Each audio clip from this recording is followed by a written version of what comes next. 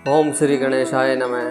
नमस्कार भक्तों, स्वागत है आपका स्पिरिचुअल वर्त कथा में। या देवी सर्वभूतेषु शक्ति रूपेण संस्थिता नमस्तसे नमस्तसे नमस्तसे नमो नमः। जय माता दी।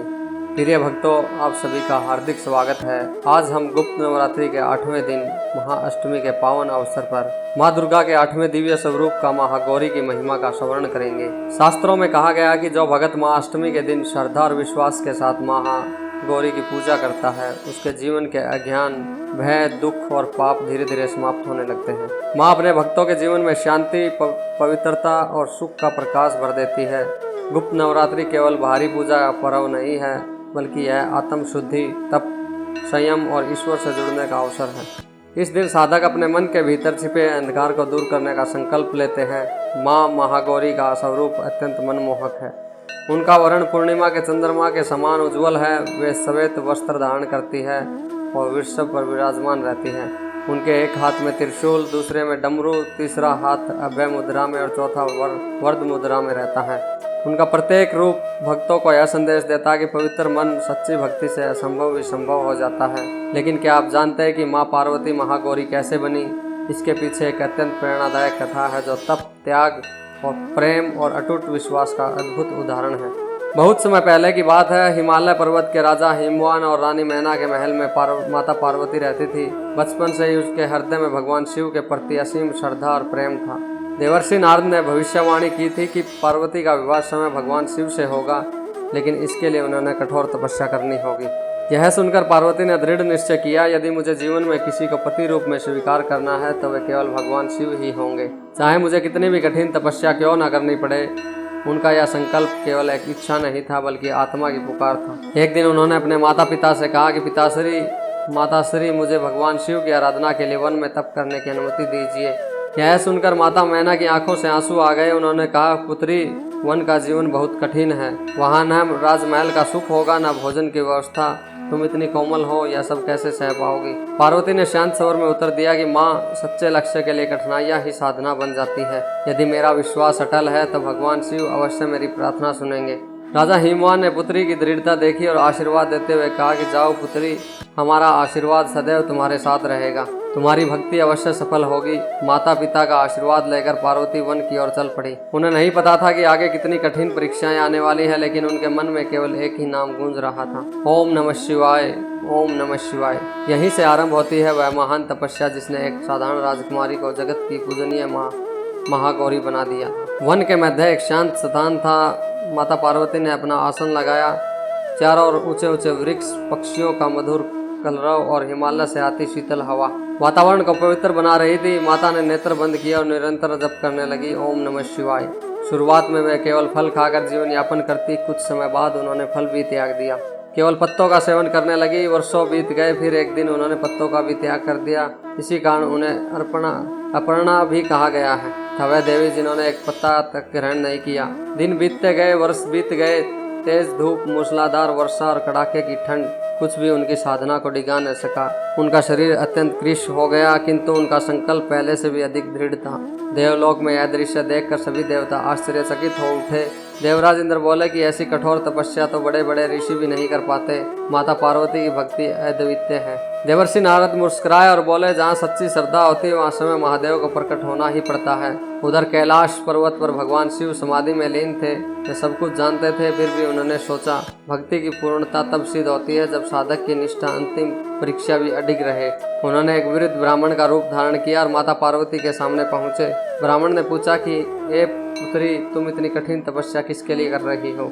माता ने विनम्रता से उत्तर दिया कि मैं भगवान शिव को पति रूप में प्राप्त करना चाहती हूँ।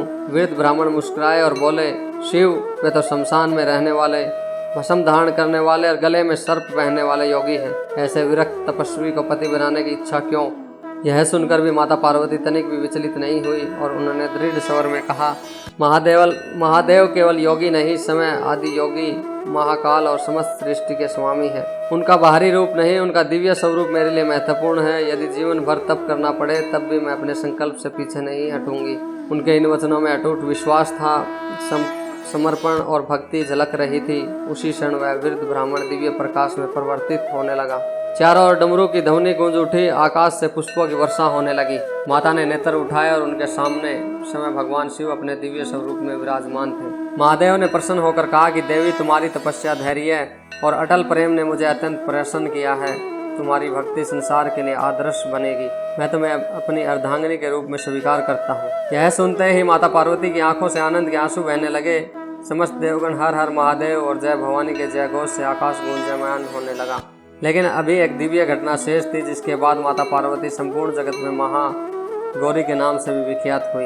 वर्षों की कठोर तपस्या के कारण माता पार्वती का शरीर धूल, मिट्टी, तप की अग्नि से ढक गया था। उनका तेज तो पहले की तरह दिव्य था, लेकिन उनका बाहरी स्वरूप तपस्या कठिन का साक्षी बन चुका था। भगवान शिव ने अत्यंत स्नेह से पार्वती की ओर देखा और कहा, देवी, तुम्हारी तपस्या केवल मुझे प्राप्त करने के लिए नहीं थी, यह समस्त संसार को यह सिखाने के लिए थी कि सच्चा प्रेम, अटूट विश्वास और धैर्य कभी व्यर्थ नहीं जाते। इतना कहकर भगवान शिव ने अपनी जटाओं से पवित्र माँ गंगा का जल प्रवाहित किया। जैसे ही वह दिव्य गंगा जल माता पार्वती के शरीर पर गिरा, एक अद्भुत चमत्कार हुआ।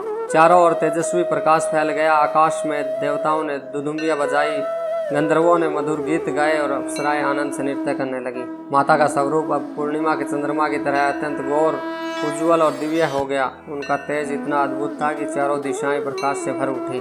भगवान शिव मुस्कुराए और बोले कि हे देवी, आज से तुम महागौरी नाम से तीनों लोकों में पूजित होगी।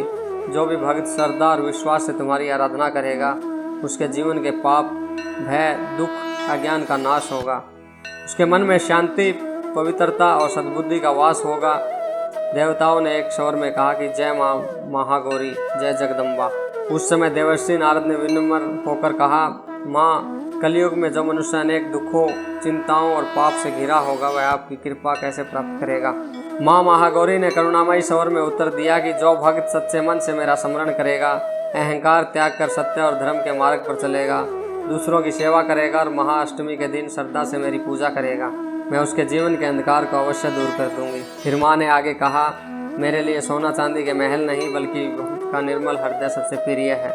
जहाँ प्रेम, करुणा, क्षमा और विश्वास होगा, वही मेरा निवास होगा। इन दिव्य वचनों को सुनकर सभी देवता भाव विभोर हो गए।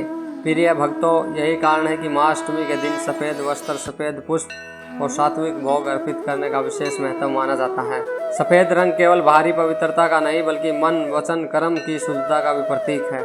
आज भी करोड़ों श्रद्धालु महाअष्टमी के दिन माँ महागौरी की पूजा करते हैं और विश्वास रखते हैं कि माँ अपने प्रत्येक भक्त की प्रार्थना अवश्य सुनती है। प्रिय भक्तों, आपने सुना कि भगवान शिव ने माता पार्वती का गंगा जल से अभिषेक किया और वे दिव्य माँ महागौरी के रूप में प्रकट हुई। अब आइए जानते हैं कि महाअष्टमी के दिन माँ की पूजा कैसे करनी चाहिए। कन्या पूजन का इतना विशेष महत्व क्यों माना गया है। ब्रह्मा मुहूर्त का समय था। पूर्व दिशा में सूर्य की हल्की लालिमा दिखाई दे रही थी। मंदिरों की घंटियां बज रही थी और भक्तों के मुख से एक ही स्वर निकल रहा था, जय माता दी, जय माँ महागौरी। एक वृद्ध ऋषि अपने शिष्यों से बोले कि वत्स, आज महाअष्टमी है। यह केवल व्रत का दिन नहीं, बल्कि आत्म शुद्धि और मातृशक्ति के समान का पर्व है। एक शिष्य ने विनम्र होकर पूछा, गुरुदेव, आज माँ की पूजा किस प्रकार करनी चाहिए। ऋषि मुस्कुराए और बोले, सबसे पहले स्नान करके स्वच्छ, विशेषकर सफेद या हल्के रंग के वस्त्र धारण करो। पूजा स्थान को गंगा जल से शुद्ध करो। माँ महागौरी के चित्र या प्रतिमा के सामने दीपक जलाओ। फिर रोली, अक्षत, चंदन, सफेद पुष्प और नारियल अर्पित करो। दूसरे शिष्य ने पूछा कि गुरुदेव, माँ का कौन सा भोग सबसे प्रिय है। ऋषि ने उत्तर दिया कि हलवा, पूरी, काले चने, नारियल का भोग अत्यंत शुभ माना गया है। लेकिन याद रखो, माँ को सबसे प्रिय भोग है भक्ति, विनम्रता और निर्मल मन। इतने में एक महिला अपने छोटे पुत्र के साथ वहां पहुंची। उसने हाथ जोड़कर कहा कि गुरुदेव, मेरे घर में अनेक कठिनाइयां हैं, क्या माँ मेरी प्रार्थना सुनेगी।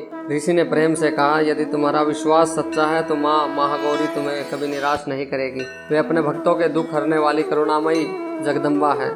कन्या पूजन का महत्व। शिष्य ने फिर पूछा कि गुरुदेव, आज कन्या पूजन क्यों किया जाता है। ऋषि बोले, शास्त्रों में कहा गया कि छोटी कन्याओं में आदि शक्ति का वास माना जाता है, इसलिए महाअष्टमी या महानवमी के दिन 9 कन्याओं और एक छोटे बालक का सम्मान पूर्वक पूजन किया जाता है। उनके चरण धोए जाते हैं, तिलक लगाया जाता है, उन्हें हलवा, पूरी और काले चने का भोजन कराया जाता है, दक्षिणा और उपहार देकर आशीर्वाद लिया जाता है। उन्होंने आगे कहा, जो व्यक्ति कन्याओं का सम्मान करता है वह वास्तव में माँ दुर्गा का सम्मान करता है। जहाँ नारी का आदर होता है, वहीं देवताओं का वास होता है।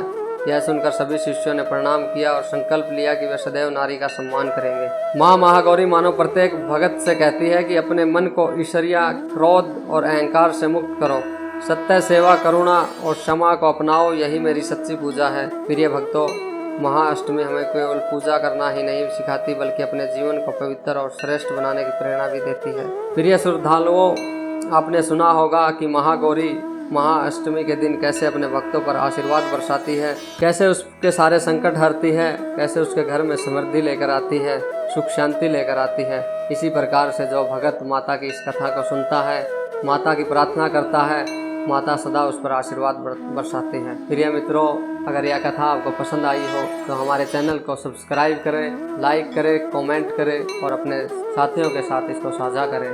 धन्यवाद। जय माता दी।